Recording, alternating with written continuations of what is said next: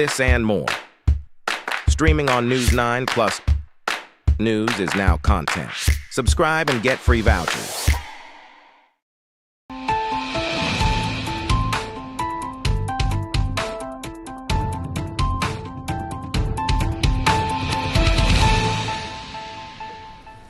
Hello and welcome. You are watching In Your Interest here on News9 Live. I'm Krishna Kumar. These are our headlines.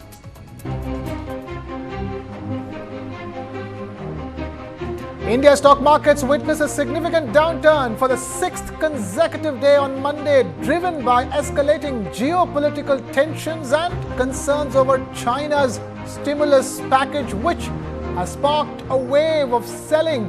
Foreign institutional investors or FIIs have withdrawn over 37,000 crore rupees from Indian equities, opting for a sell India, buy China strategy. As a result, Sensex drops nearly 5,000 points, representing a decline of over 5.5% from its peak.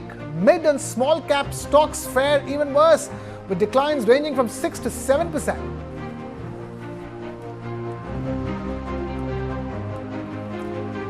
Gold prices surged by 250 rupees, reaching a new all-time high of 78,700 rupees per 10 grams, driven by steady demand from jewelers and favorable trends in international markets. Traders have attributed this rise in gold prices to a boost in domestic demand from stockists and retailers. Additionally, the recent decline in equity markets has further fueled the rally in gold as investors increasingly seek safe haven assets like gold. In contrast, silver prices fell by 200 rupees, settling at 94,000 rupees per kilogram, down from 94,200 on Friday.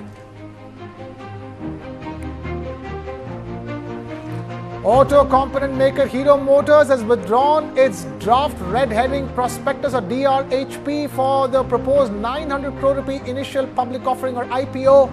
The company submitted the withdrawal on the 5th of October as indicated by the processing status on the SEBI website. Hero Motors initially filed the draft red herring prospectus in August 2024. The IPO was planned to include a fresh issue of up to 500 crore shares, while the remaining 400 crores was said to be an offer for sale or OFS by promoters OP Munjal Holdings, Bhagyodaya Investments and Hero Cycles. The Directorate General of Civil Aviation issues interim safety recommendations to Indian airline carriers operating Boeing 737 aircraft and asks them to conduct a safety risk assessment to evaluate and mitigate the risk associated with the rudder control system. The aviation regulator's advisory comes days after the US National Transport Safety Board warned that a faulty component in some Boeing 737 aircraft could jam the plane's rudder control system used by pilots to steer the jetliners on runways. Air India, Akasa Air and SpiceJet operate Boeing 737 aircraft in their fleet.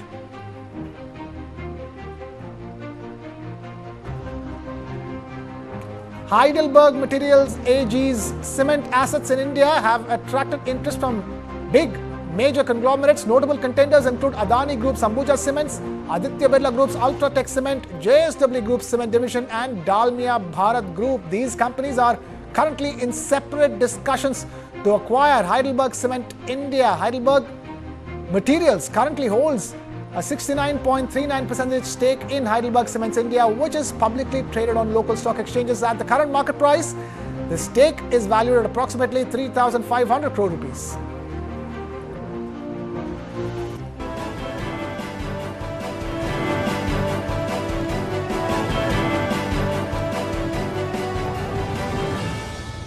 We begin with the big story that's been making waves on all our social media feeds, the big spat between Ola's Bhavish Agarwal and stand-up comedian Kunal Kamra. Now, if you are someone who has been following the buzz around Ola Electric scooters and the service issues that they have been facing for quite some time now, the recent clash between Ola's CEO Bhavish Agarwal and comedian Kunal Kamra is hard to miss, to say the least. So, what exactly sparked this heated exchange? It all began when Kunal Kamra took to social media calling out Ola Electric for their poor service. He posted a picture showing dozens of Ola e-scooters or electric scooters piled up at a service center, claiming that the company was mistreating customers. Kamra did not stop there. He tagged government officials like Roadways Minister Nitin Gadkari, asking if Indian EV buyers deserved this kind of treatment. Bhavish Agarwal did not take the criticism lightly, to say the least. In a fiery response, he accused Kunal Kamra of posting a paid tweet and even took jabs at Kamra's comedy career, sarcastically offering him a job at Ola with better pay than what he would make as a comedian. Agarwal's comments went viral, garnering over 170,000 views. But the back and forth did not end there. The exchange set off a broader discussion about transparency, marketing practices, and the growing pains of India's electric vehicle industry. But here's where things get serious. Behind the Twitter drama lies a bigger issue: Ola Electric's after-sales service problems. Ola, India's largest electric two-wheeler manufacturer, has enjoyed massive growth and ambitious expansion plans. But customer complaints about long wait times for repairs, unavailable spare parts, and communication gaps have been mounting. Some users have reported waiting over a month to get their scooters fixed, while others claim that their scooters have been sitting in service centers for months together. These customer frustrations were not just for the social media. They have hit Ola where it hurts the most.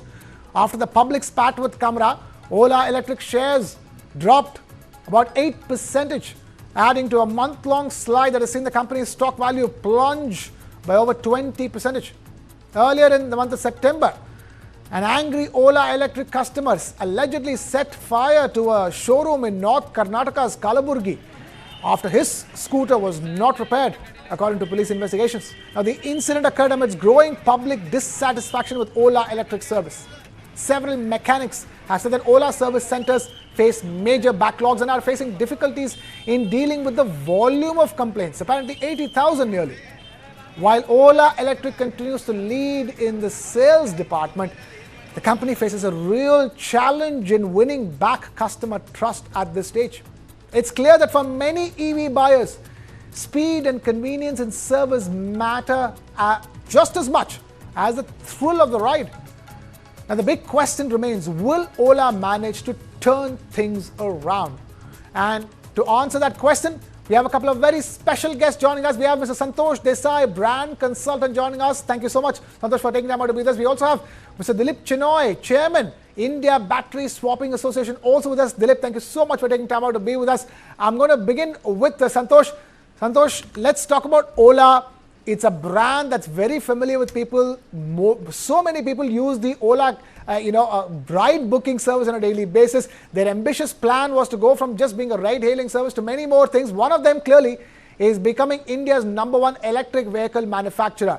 And right now, at the way they stand, they have 3 times the number of customer complaints as to the number of e-scooters that they're selling.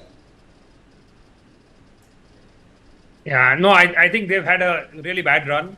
And I think it doesn't help that their preferred attitude whenever there is a problem is to lash back and is to be, in fact, very intemperate. And it smacks of arrogance. It smacks of high-handedness. It is, when you are actually down in the dumps with customers. And, I have just been watching it on social media. I'm not a customer, but the number of complaints that one comes across is unparalleled. Compared to any other brand. Particularly this, and there are safety complaints also. It's not just about things not working. And on top of it, you have normally the company reactions that tends to be negative. It tends to be angry. It tends to be, vindictive in its nature. I haven't come across a company behaving like this. I haven't come across a brand treat its own problems in such a cavalier manner. And to that extent, I think, everything that I think Ola is getting, I think it is deserving, because I think they have asked for it. I have really not come across a company behaving like this earlier. Dilip, let me bring this back to you now. Talk to us. India's EV market is at a nascent stage, and you have the first timers trying out electric vehicles for the first time, and this is not the experience that they should be met with. I think, Karthik, the Ola story is a very interesting story. It's very ambitious. I think Bhavesh and team are trying to actually position them. They actually bought over a Dutch company earlier. They it happened during COVID. They re-engineered the vehicle and they sold it. They also tried a very new model. So the model was, direct to customer and with sales service, very few sales outlets, but many service outlets. Actually, the problem, as you mentioned in your opening comments, has been about for over a year now.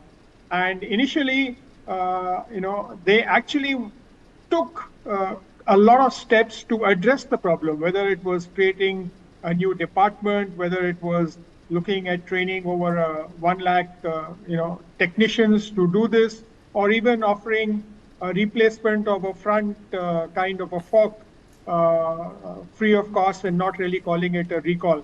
So I think it is a challenging situation, and in these cases, it's better if the OEs and the management of the OEs remain under the radar and actually do everything and anything for addressing consumer issues and challenges. The numbers that you have talked about in your opening statement are really alarming. It's not normally vehicles should not stay in for such long periods in storeroom in service stations, and I think there's a need for Ola to really address this in a very different manner. Having a spat of words on Twitter or other thing is not there. I think Santosh has very nicely captured that, and his advice between the lines need to be followed. Dilip, stay with us, and Santosh, stay with us. We are taking a very quick breather over here. We'll be back with this on the other side. Keep watching News9 Live.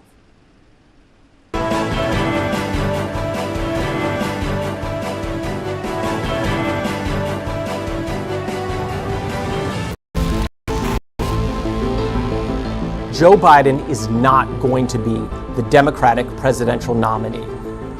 I made my choice. Kamala Harris. She's experienced. She's tough. She's capable. I took on perpetrators of all kinds. Predators. So hear me when I say, I know Donald Trump's type. I am the one saving democracy. He has tapped into the fear and anxiety about demographic change in the US. This polarization in the United States. Some people are even suggesting that there could be a civil war. You are this unable to solve your own domestic problems. You have no right to claim to be anybody else in the world, and we're moving into a multipolar world where the United States will not lead.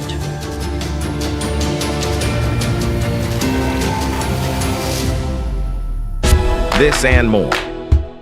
Streaming on News9 Plus. Subscribe and get free vouchers.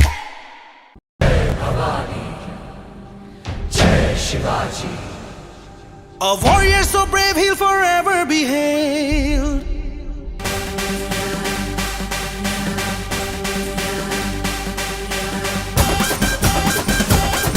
Maharashtra is a hit.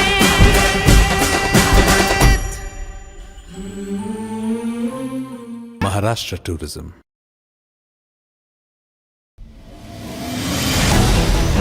Why is the state not looking at putting an embargo on that? As a Telangana person, I will not accept. How do ordinary folks deal with this?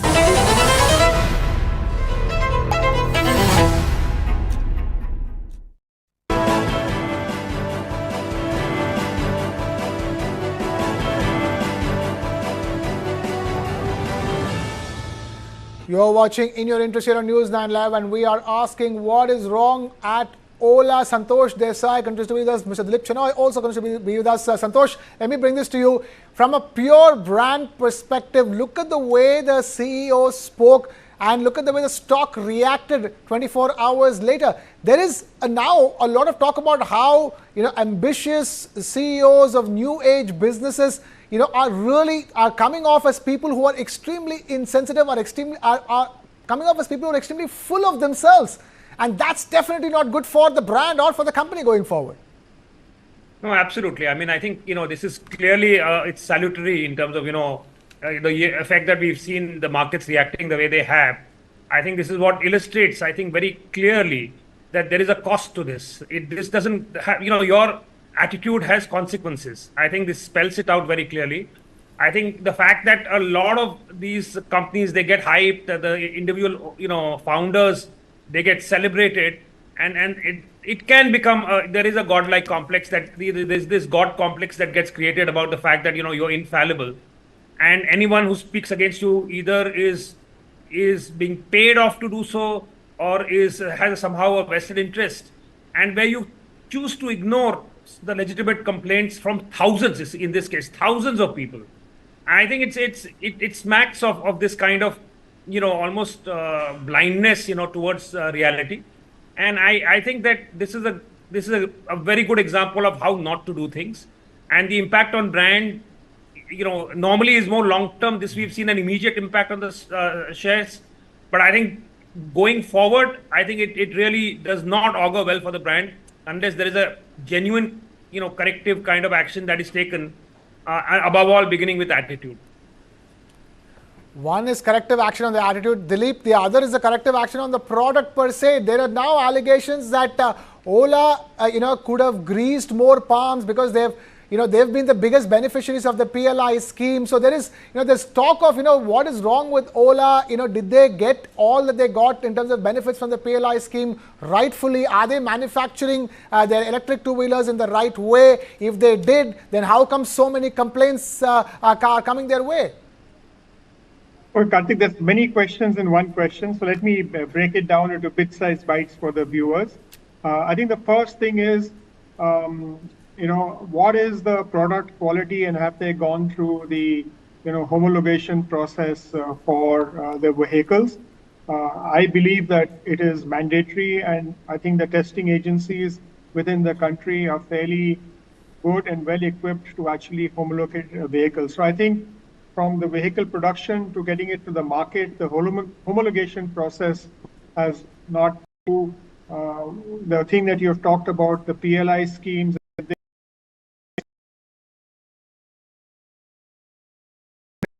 Transparent. The committee has been very transparent, 1,000 to 7,000. I think that's a challenge in terms of numbers for the model that is there. And therefore, very possibly they have a lack of number of people adequately trained to, analyze what's wrong in these scooters. And then given the focus is on building new products, perhaps they need to actually put in something. What are the software or hardware parts in these scooters that need to be repaired, replaced, and how quickly they could do it? I think the first initial reaction that they did was setting up, the service group within the company, taking people from different functions, was a good move. Unfortunately, now this Twitter spat, as you have called it, is actually drawing away attention from that. I believe that, even, if there's an audit or something like that, then possibly I don't think the authorities, etc., are there to blame. But this is a challenge. All right. Which needs to, it's a service issue. It's a customer focus issue, right? And possibly, there is a system by which, every certain X scooter or X vehicle is taken off the assembly line, right, and tested against the homologation thing. So I presume all of that is in process. Okay. At this stage, we can only hope that Ola is able to turn things around, be it in terms of the message they're putting out or the two-wheelers that they're putting out over there. But for now, we'll leave it at that. And move on to the other big story that we are tracking for the day, which is India's largest airline, Indigo, which recently faced an unprecedented operational challenge. The airline suffered a massive system outage that caused severe disruption in services, including a breakdown in its airport check-in and flight management processes. This technical glitch resulted in widespread chaos across airports in the country, with passengers expressing frustration over delayed flights, long queues and poor service. The outage affected operations across major airports including Bengaluru, Chennai, Delhi and Hyderabad, among others. Thousands of passengers were stuck in long queues as check-ins slowed to a crawl and boarding kept getting delayed. Passengers took to social media to express their disappointment and frustration. Many complaining about standing in long queues for hours with little to no communication from the airline staff. Others called out the airline for its perceived lack of preparedness and failure to handle the crisis efficiently. Some even described the scene as a crowded supermarket and railway station. The scale of the issue led to the topic trending on social media platform X, where people recounted their harrowing experiences. After this outage happened, Indigo acknowledged the issue almost an hour later, calling it a system slowdown, and assured the public that its team was working to resolve the problem. However, the scale of the disruption led to such delays, with some flights being delayed by up to 2 hours and more than 350 flights being affected. Among the voices calling for introspection was ace investor Vijay Kedia, who expressed his concerns over Indigo's recent trajectory. Kedia stated that the airline's arrogance could lead to its downfall. He highlighted the need for Indigo to stay grounded and not take its market dominance for granted, pointing out that the company's attitude towards customer service was a critical area of concern. Following the system outage, Indigo worked to restore normalcy to its operations, and the airline issued an official statement apologizing for the inconvenience caused and reassured passengers that measures were being taken to prevent such incidents in the future. While flight operations gradually returned to normalcy, Indigo's on-time performance plummeted to just 54% on Sunday, the 5th of October, as a systems outage left passengers enduring lengthy delays at airports. Earlier, between the 1st and the 4th of October, the airline's on-time performance was somewhere between 74.9 to 80.3%, according to the Ministry of Civil Aviation's data. Santosh Desai continues to be with us. Santosh, talk to us. Indigo, right now, the aviation market in India has become, for all practical purposes, a duopoly with Indigo as the dominant player. And we're seeing issues after issues, from wrong rostering of a pilot, which led to people being stuck in an aircraft for 5 hours without being taken off, without a takeoff, to so many more issues that seem to be erupting with Indigo consistently. And looks like, I'm not sure if Indigo is doing enough, considering the fact that they know that they are the dominant market leader. I think that's exactly the issue that I think is plaguing Indigo right now. I think the fact that they have such dominant share of the market, and the fact that they are, they have grown rapidly. I think there is a stress on their systems. You can see that, they haven't really been able to absorb this kind of a growth. And B, I think what you see is, I think more importantly, from a customer perspective, is this insensitivity and again, the fact that there doesn't seem to be enough of an effort that is visible to customers about them trying to get it right. When things go wrong, and things will go wrong in the airline business, it is impossible for things not to go wrong. But in any service business, that will happen. But the important thing is, how do you deal with that? And I think in the last few months, and in fact, maybe a couple of years, Indigo's response has almost always been unsatisfactory. There seems to be this, the feeling that they generate is the fact that they're beginning to take their leadership for granted. They're taking customers, again, they're not thinking too much about customer convenience. And when things go wrong, they do not have a way of communicating that is in the least bit reassuring. So I think it is, at one level, it's a product issue, but it gets compounded by the fact that there is a service issue, there is a communication issue in particular, which makes things much, much worse. When you are on a flight, even if things are going wrong, you want to know how things are, you want to be informed up ahead, in advance if possible, and that they just fail at that. And I think that you can see from a time then when it was such an admired brand, it was one of those really remarkable success stories in India.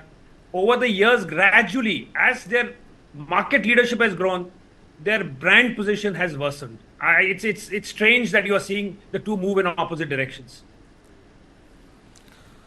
All right, just one other question, Santosh, quickly. You've seen so many aircraft being grounded off Indigo as well, from Pratt & Whitney engine issues to others. Is it now a problem of, the demand being too much and not enough supply of aircraft? Yeah, I mean, it could well be that. I'm not an aviation expert, so I don't really have a view on that. But it does look, from the outside, it feels like you are growing too fast. You have, a market share is dominant, and you can't deal with, the kind of demand that exists for, and as a result, you don't care. That is a picture that emerges to the outside, is that you are struggling but instead of in fact trying harder, you have kind of slackened your efforts to create an environment for customers that is conducive. Okay. Fair enough. We leave it at that. We're completely out of time here. Santosh Desai, thank you so much for taking time out to be with us. And with that, it's a wrap in this edition of In Your Interest. Thank you so much for watching. This is Krishna Kumar signing off.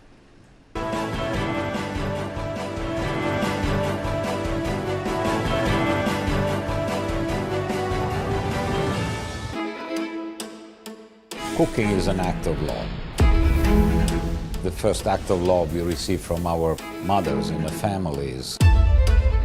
Modern Indian food is all about contemporary and innovative approach to traditional Indian cooking. Representation it's also important, no?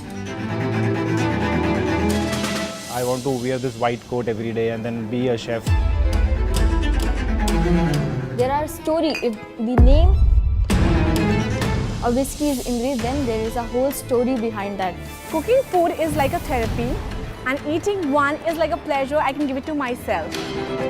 With Lounge Nights, I'm on a journey to celebrate and recognize the best food and nightlife establishments in various cities across India.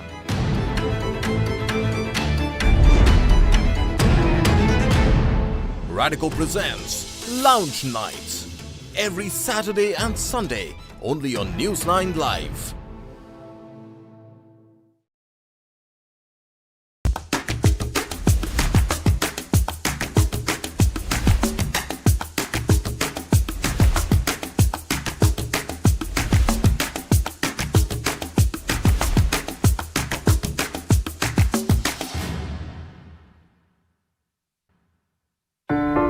In the heart of New York, an Indian spectacle